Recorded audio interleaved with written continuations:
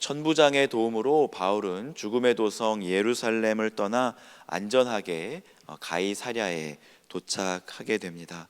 그리고 그곳에서 바울은 헤롯 궁에 거하게 되지요.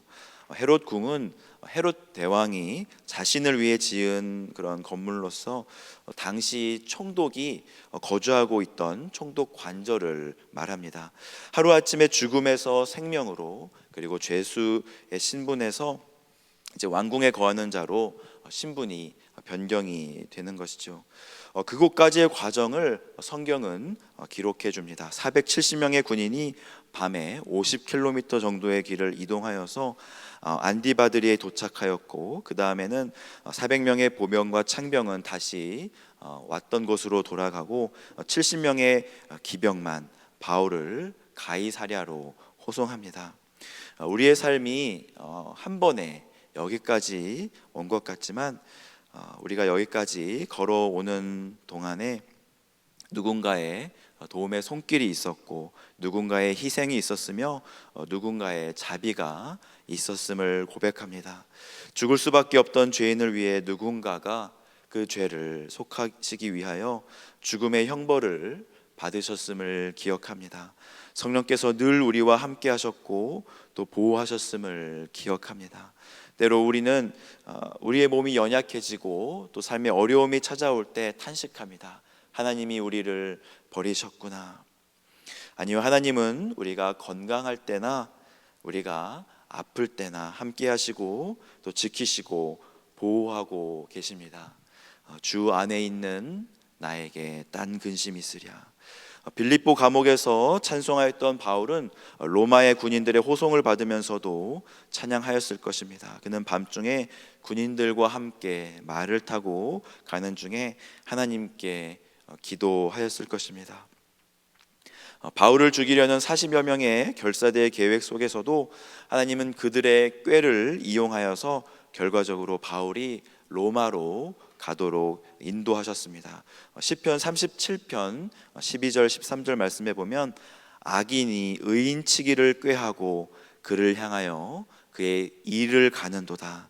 그러나 주께서 그를 비웃으시리니 그의 날이 다가옴을 보심이로다. 하나님이 우리 삶 속에서 보이지 않을 때에도, 그리고 나와 함께 하지 않는 것 같다라는 그런 상황 속에서도 주님은 온통 우리 생각만 하시며 우리를 향하신 그 손길을 거두신 적이 없으십니다. 하나님이 우리를 눈동자처럼 지키신다는 하나님의 이 말씀은 공상의 이야기가 아닙니다. 우리 실제 삶 속에서 하나님은 우리를 지키시고 보호하심을 믿으시기를 바랍니다. 그 믿음이 있다면 우리는 어떤 상황에서도 감사할 수 있으며 또 기뻐할 수 있습니다. 우리의 계획대로 일들이 진행되지 않더라도, 비록 다른 사람보다 내가 가진 것이 좀 없다고 그렇게 우리가 느낄지라도 하나님의 사랑을 받고 있기에 우리는 만족하며 오늘을 살아가는 것이죠. 군인들이 천부장의 편지를 전해 총독 벨릭스에게 줍니다. 바울은 이제 그 앞에 섰고 벨릭스는 바울이 어느 영지 출신인지를 물어봅니다. 바울은 길리기아 출신이었기에 유대를 다스리던 벨릭스는 길리기아를 담당하는 그런 담당자에게, 통치자에게 바울을 보낼 수도 있었지만 그는 이 사건을 맡기로 하고 바울을 고발하는 이들이 오면 이 사건을 시작하기로 하고 바울을 헤롯 궁에 지키도록 명합니다. 물론 고문과 학대는 없었을 것입니다. 하지만 그는 헤롯 궁에서 밖으로 이렇게 자유롭게 나올 수는 없었습니다. 왜냐하면 군인들이 그를 지키고 있었기 때문이죠. 그가 밖으로 나올 수 있는 자유는 제한되었지만 그는 그 안에서 보호를 받습니다. 세상에서 가장 강한 군대인 로마 군인들의 호의를 받으며 그는 안전하게 그곳에서 거할 수 있었죠. 때로 우리의 삶이 답답할 때가 있습니다. 쳇바퀴 돌아가듯 반복되는 삶이 이어진다고 생각할 수 있지만 조금 우리의 관점을 돌려서 생각하면 우리는 일상의 삶 속에서 보호를 받고 있음을 깨닫습니다. 하나님의 말씀이 우리의 자유를 제한한다고 생각하고 또 하나님이 만드신 여러 가지 제도들이 우리를 또 억압한다고 생각할 수 있지만 우리는 그 제도 안에서 보호받는 것이죠. 학생들이 학교라는 울타리 안에 있을 때 선생님의 말씀도 들어야 하고 또 공부 시간에는 공부도 해야 하고 또 자유가 제한되는 것 같으나 학교 안이 안전합니다. 학교 밖에는 아이들이 생각하는 것만큼 천국은 아닙니다. 아이들을 보호해주지 않는 것이죠. 하나님을 떠난 인생은 행복하고 기쁨이 가득할 것 같으나 하나님의 통치가 있지 않는 그곳이 지옥이고 하나님을 떠난 순간부터 우리는 영적인 죽음을 경험한다는 것을 기억해야 합니다. 5일 후에 대제사장 아나니아가 사람들과 함께 도착합니다. 아나니아는 바울의 변론을 듣지도 않고 바울의 입을 치라고 할 정도로 그 심령이 불안했던 사람이었습니다. 불안은 진짜로 붙잡아야 할 것을 붙잡지 못했을 때 나타나는 그런 증상입니다. 정말로 붙잡아야 할 것을 붙잡지 못하니 무엇이라도 붙잡아야 하는데 그는 종교적인 신념을 붙잡습니다. 대제사장으로서 얼마나 일이 많겠습니까? 자비를 베풀고 또 선을 행하고 또 제사를 집례하고 사랑하며 기도하는 일에 힘을 써도 시간이 모자랄 텐데 정말 100km나 되는 거리를 5일에 걸쳐서 또 여러 장로들과 또 변호사와 함께 왔다는 것은 이것이 그에게 정말 중요하고 심각하다는 것을 우리에게 알려주고 있습니다. 바울을 제거하는 것이 그에게는 인생 일대의 일이었던 것이죠. 아나니아와 함께한 변호사 더둘로는 총독 앞에서 바울을 고발하면서 벨릭스의 귀를 즐겁게 합니다. 먼저 그에게 각하라고 부릅니다. 그리고 그에게 감사를 표하지요.